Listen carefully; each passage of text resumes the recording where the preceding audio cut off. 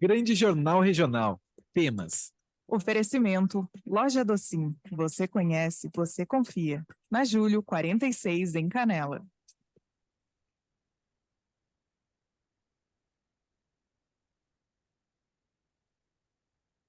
Segundo a Organização Mundial da Saúde, OMS, a doença atinge mais de 300 milhões de pessoas de todas as idades no planeta. No Brasil, a estimativa é que 5,8% da população seja afetada pela doença. E para falar sobre essa doença que, infelizmente, atinge um percentual expressivo, inclusive, quem não tem um familiar, né, que está acometido por ela? Para falar sobre a depressão, o nosso colaborador, especialista em psicologia clínica, mestre pela Universidade de Barcelona e pela FGV em organização, gestão e trabalho.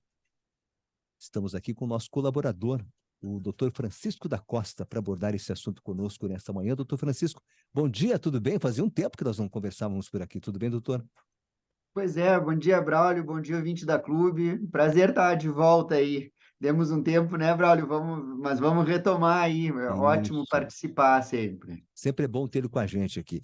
E para falar de um assunto que, infelizmente, como eu trouxe aqui os dados, ele atinge um número expressivo de pessoas no planeta. É considerado um dos males, né, do século, que é a depressão, doutor Francisco. Os sintomas da depressão são bastante conhecidos, mas qual a lógica por trás desses sintomas, doutor Francisco? Olha só, Braulio, a gente entender a lógica por trás dos sintomas da depressão, pensar um pouquinho por que ela existe, vamos dizer assim, nos ajuda também a entender por que ela é um problema tão comum, né, Braulio? Como tu estava dizendo aí, a quantidade de gente, e se estima que, na verdade, ao longo da vida, é muito possível que qualquer pessoa, ou todas as pessoas, em algum momento, possam entrar em um período depressivo, tá? O que eu considero, assim, na prática clínica, tal, o que eu observo, né, Braulio, como uma diferença entre a depressão e o luto, por exemplo, né? O luto tem características, às vezes, muito parecidas com a depressão, a pessoa fica mais recolhida, se entristece, chora, enfim, tem muito essa característica da tristeza, né? Mas a principal diferença, eu digo que é assim, a produtividade dessa tristeza, né? Se é uma tristeza que está levando a pessoa à reflexão, esse recolhimento está funcionando para alguma tarefa interna, para algum trabalho interno que está criando algo novo, movimentando, permitindo a pessoa se entristecer, entrar em contato com as suas dores, mas para poder adiante se movimentar e entrar num período de mudança, por exemplo, né? Então, isso é tristeza, não é necessariamente depressão, isso é luto, não é necessariamente depressão. A depressão, talvez uma característica principal dela seja que ela é pouco produtiva, ela fica rodando em torno de si mesma, né? Aquele negócio, a pessoa tá triste, tá com pensamentos depressivos, então ela tá mais recolhida ela rende menos, se ela rende menos ela deve mais, se ela deve mais ela fica mais ansiosa, se ela fica mais ansiosa ela dorme mal, se ela dorme mal ela acorda mal, rende menos deve mais, e o negócio fica girando em torno de si e não vai para frente, não produz nada, tá? Então, em primeiro lugar, esse é um sinal. Se essa tristeza está improdutiva, se a pessoa não está andando para frente com esse negócio, esse é um primeiro ponto de atenção com relação a isso. Às vezes, até um período de luto normal, né, Braulio? Ele pode se tornar um período de depressão, justamente porque a pessoa fez um mergulho nessa tristeza, aí, mas não consegue sair. Né? Começa a afetar o funcionamento da vida dela e ela fica girando sem produzir nada novo ali a partir disso. Então, assim, ó, vamos ver alguns sintomas aí de depressão. O clássico é a tristeza. A tristeza é a emoção típica da depressão e ela significa uma emoção de recolhimento. Primeiro não é que não tem emoção, a emoção está ali, mas ela está rodando em algo que é pouco produtivo, que conecta pouco a pessoa com algo externo. A tristeza geralmente é o sentimento mais voltado para dentro. E a lógica dos sintomas depressivos são essa lógica de recolhimento. Desinteresse, né? Cansaço, Pois é, perguntar isso. irritabilidade. A depressão tem sempre a tristeza como um dos sintomas. Que outras caras ela pode ter, doutor? Isso, ela pode ter várias caras, ela pode ter, por exemplo, uma que tem uma cara bem diferente, quase oposta, mas que também está dentro da depressão, é a depressão bipolar, né? Geralmente, justamente ela tem dois polos, tem o polo mais depressivo e tem o polo maníaco, no qual a pessoa, ao invés de ter esse recolhimento e essa baixa de energia, ela tem o contrário disso, quase de uma forma exagerada, ou de uma forma muito exagerada, porque ela pode chegar a um nível psicótico, a um nível da pessoa entrar num delírio, né? A achar que tem supercapacidades, às vezes até superpoderes, coisas desse tipo, né? Mas é uma depressão que vira praticamente ao contrário, a pessoa não consegue dormir, fica hiperenergética, acha que consegue fazer tudo, toma iniciativas, já tive, por exemplo, já atendi vários espectros econômicos, de possibilidades econômicas na minha vida, com esse tipo de problema. Então, eu já tive desde gente vendendo carro até gente comprando e vendendo apartamentos, assim, do dia para a noite, sem nenhum critério, né? Então, a tristeza nem sempre é a característica principal e presente da depressão, tá? Por exemplo, aí, a irritabilidade, ela pode ser um sinal depressivo. Dentro dessa lógica, Braulio, que a gente estava falando, a irritabilidade serviria não para o recolhimento, mas para o afastamento das coisas. Sim. Se a pessoa é muito irritadiça ou está muito irritada, uma das lógicas da irritabilidade é ela afastar as pessoas que estão na volta dela. Então, no final das contas, também acaba servindo para um afastamento, para um recolhimento, tá? Mas a depressão nem sempre tem tristeza. Tá? Bom, doutor Francisco, então quais podem ser sintomas menos típicos, né? Quais os sintomas menos típicos para os quais a gente deve estar atento, que a pessoa pode estar em estado de depressão, pode estar entrando em estado de depressão? Isso. Então, assim, ó, a agressividade, né? A irritabilidade, a pessoa fica hipersensível, né?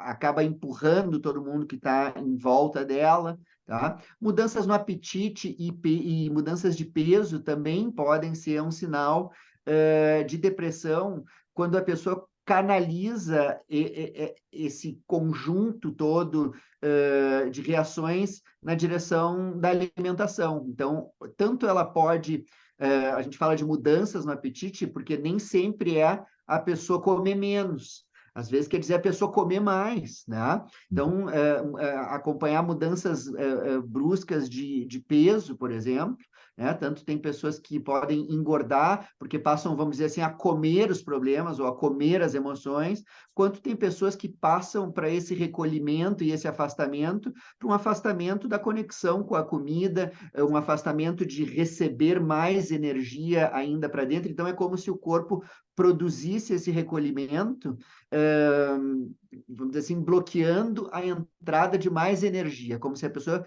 realmente procurasse se esconder, e uma das formas de se esconder é botando menos energia para dentro e se recolhendo mais ali. Então, abandono de projetos, né?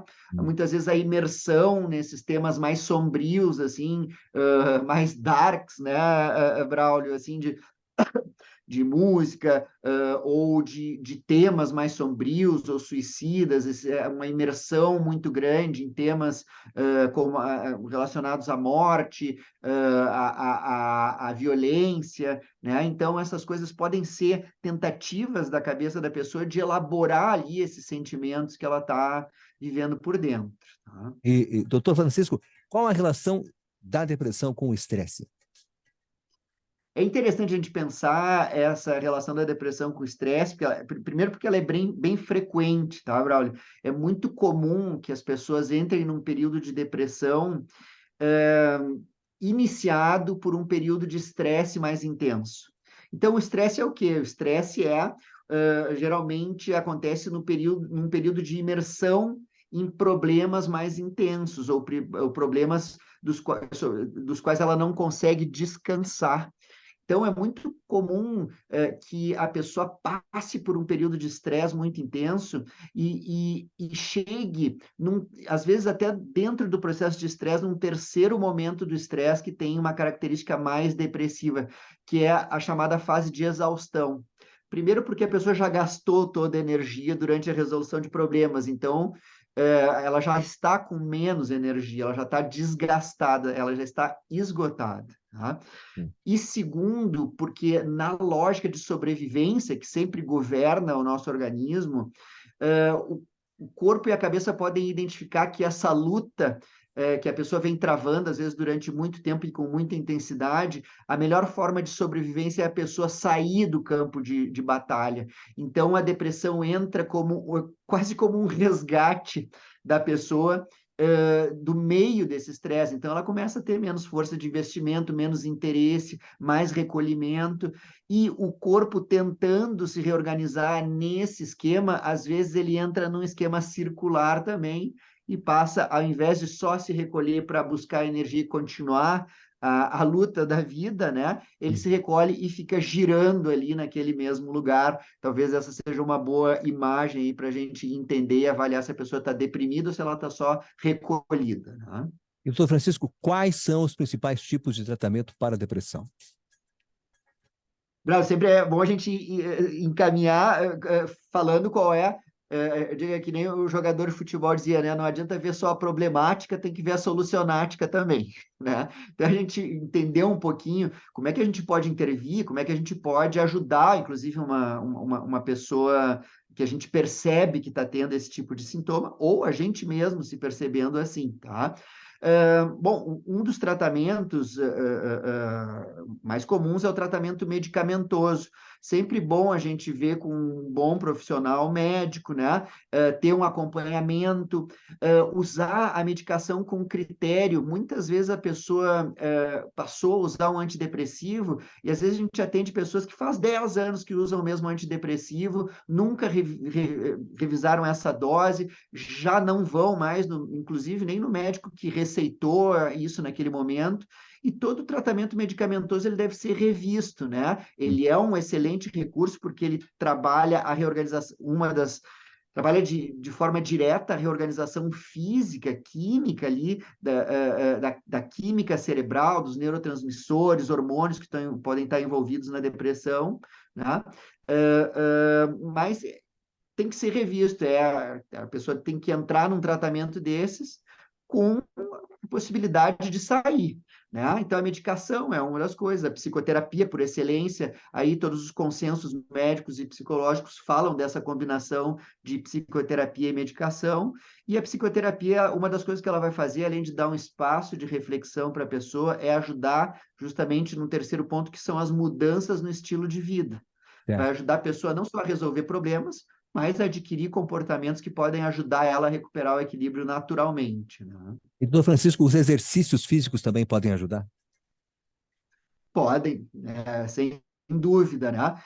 O exercício físico geralmente é uma das mudanças de estilo de vida que pode ter, inclusive, um dos impactos principais aí, né?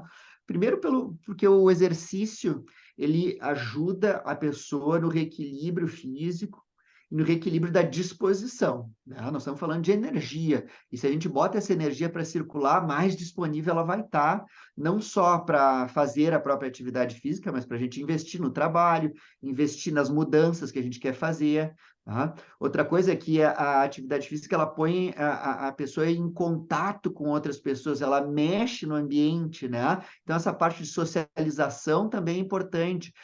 Tira a pessoa de um esquema de recolhimento, de solidão, de afastamento, quebra um pouco isso e começa pouco a pouco, às vezes, a proporcionar esse movimento diferente.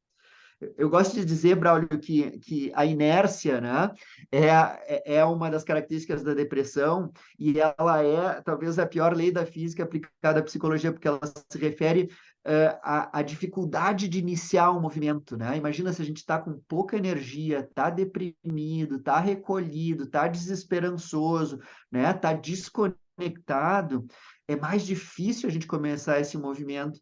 Então, até a forma da gente ajudar uma pessoa é ajudar ela a quebrar essa inércia, entender que a pessoa precisa de um acompanhamento, de um empurrãozinho. Aliás, mais do que um empurrãozinho, é quebrar barreiras para o comportamento saudável, é convidar essa pessoa para sair, convidar ela para dar uma caminhada, falar, não dizer que ela tem que fazer terapia necessariamente, mas contar, por exemplo, como é que a terapia ajudou, ou pode ajudar, ou te ajudou em outro momento em que tu estava vivendo coisas parecidas, como a dessa pessoa que tá deprimida, né? Uhum. Então, o bom da inércia é que ela é a mesma lei que fala da dificuldade de iniciar um movimento, mas depois que o movimento está iniciado, ela também fala da tendência desse movimento a continuar. É E se a verdade. pessoa levar dessa depressão mudanças boas e atividade física para a vida dela, ela saiu no lucro aí desse processo que é quase um processo normal. Todo mundo, em algum momento,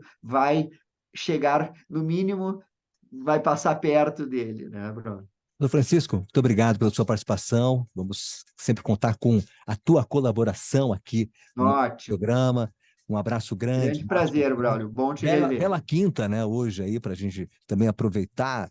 E se tiver alguém em casa aí passando por esse processo de depressão, convide-o, né, para dar uma volta aí. Enfim, vamos mobilizar essas pessoas, ajudá-las a sair desse estado. Para quem já teve um familiar ou alguém próximo, sabe que não é fácil. Doutor Francisco, É verdade. muito obrigado pela tua participação. Um grande abraço. Abraço. Tudo de bom para você, doutor Francisco da Costa, conosco aqui, falando sobre depressão.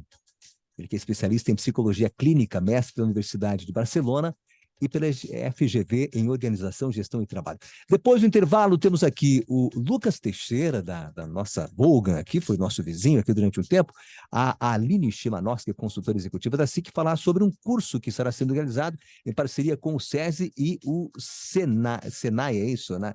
Daqui a pouquinho a gente volta. Clube. E a hora certa? Hora certa, 8h45, temperatura está neste momento em 14 graus. Muito mais. Clube 885. Conteúdo, música, podcast, YouTube, Instagram, blog, site, app, vídeo, foto, texto, entrevista e informação. Clube 885. Muito mais que rádio.